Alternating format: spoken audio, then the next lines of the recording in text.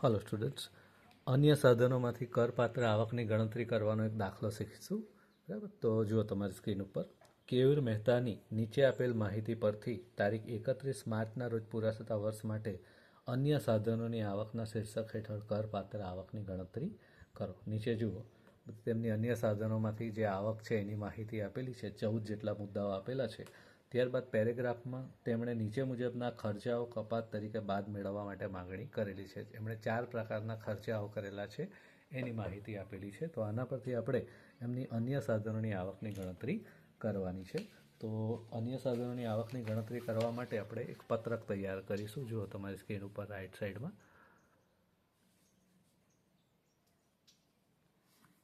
કેયુર મહેતાની અન્ય સાધનોની આવકના શીર્ષક હેઠળ કરપાત્ર આવકની ગણતરી। બરાબર, પ્રશ્નોમાંથી એક પછી એક વિગત લેતા જઈએ। જો કરપાત્ર હોય તો અંદર લખતા જઈશું। કંપનીના ડિરેક્ટર તરીકે મળેલ ફી, કંપનીના ડિરેક્ટર તરીકે જે ફી મળે એ અન્ય સાધનોની આવકના શીર્ષક હેઠળ આવશે।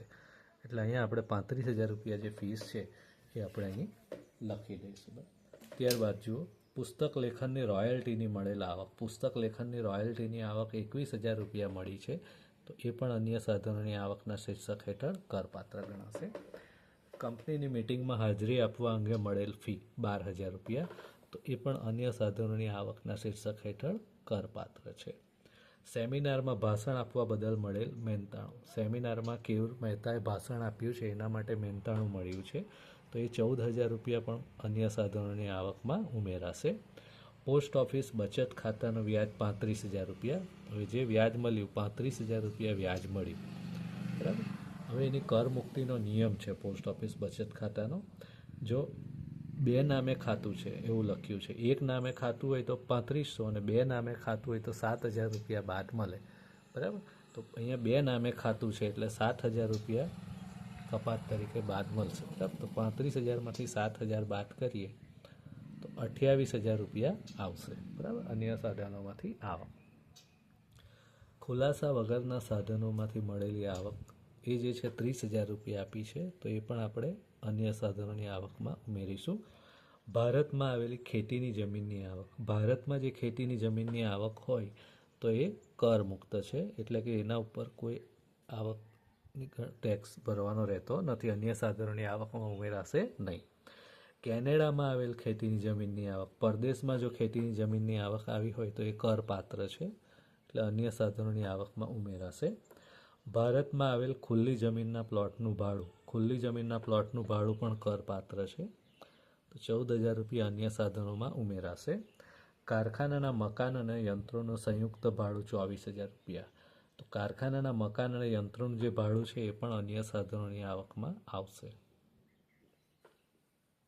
ગોલ્ડ મોનિટાઇઝેશન સ્કીમ હેઠળ ડિપોઝિટ સર્ટિફિકેટનું મળેલ વ્યાજ, ગોલ્ડ મોનિટાઇઝેશન સ્કીમ જે છે એ સરકારની સ્કીમ છે, એટલે એની અંદરથી જે વ્યાજ મળે એ કરપાત્ર નથી, એટલે અન્ય સાધનોની આવકમાં ઉમેરવાનું નથી, એ કરમુક્ત છે। બરાબર, નિરમા લિમિટેડના ઇક્વિટી શેર પર મળેલ ડિવિડન્ડ 20,000 રૂપિયા, ડિવિડન્ડ મળ્યું છે તો અન્ય સાધનોની આવકમાં ઉમેરાશે।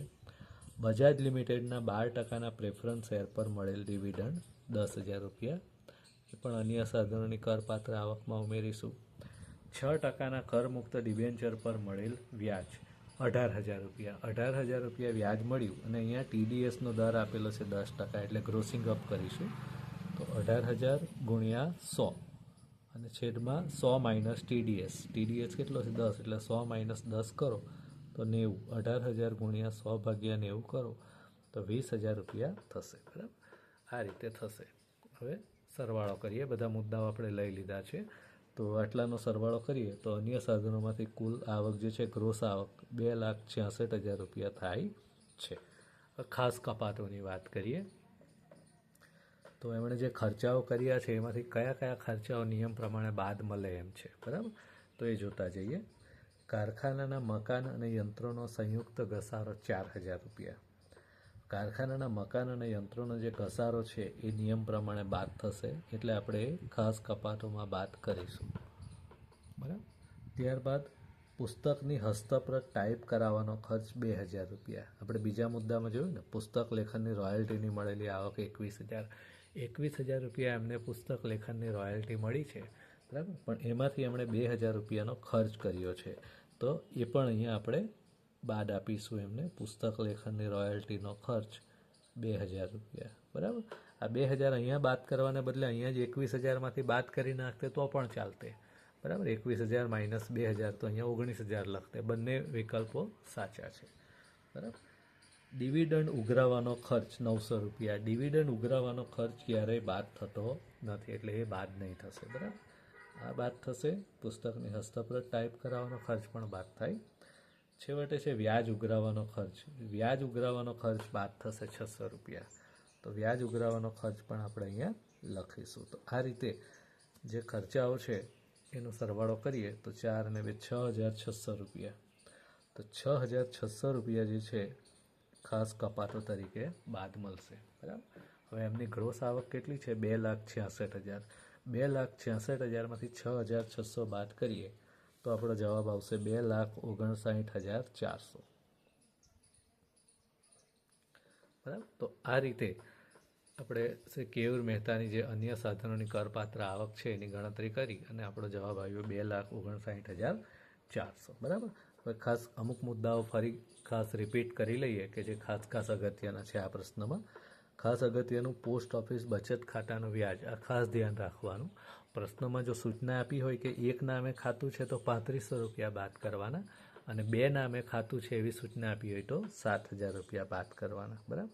બીજું, ભારતમાં જો ખેતીની જમીન આવેલી હોય તો એની જે આવક છે એ કરમુક્ત ગણાય, એટલે અન્ય સાધનોની આવકમાં ઉમેરવાની નથી. એટલે આ મુદ્દો પણ ખાસ ધ્યાનમાં રાખવાનો, બરાબર. કારખાનાના મકાન અને યંત્રોનું સંયુક્ત ભાડું જે છે, હવે અહીં ધ્યાન રાખો, તમને કદાચ પ્રશ્ન પણ થશે કે મકાનનું જે ભાડું છે તો મકાન મિલકતની આવકમાં આવે, અન્ય સાધનોની આવકમાં થોડું આવે. પણ અહીંયા શાનું ભાડું છે? કારખાનાના મકાન અને યંત્રોનું સંયુક્ત, એટલે મકાન અને યંત્રોને સેપરેટ કરી શકાય એમ નથી, બરાબર. તો આવી રીતે જ્યારે પણ મકાન અને યંત્રોને છૂટા ન પાડી શકાય એમ હોય તો મકાન અને યંત્રોનું જે જોઈન્ટ ભાડું છે સંયુક્ત, એને મકાન મિલકતની આવક ગણવાની નથી, પણ અન્ય સાધનોની આવક જ ગણવાની છે. એટલા માટે આપણે અહીં એને અન્ય સાધનોની આવક તરીકે કરપાત્ર ગણી છે, બરાબર.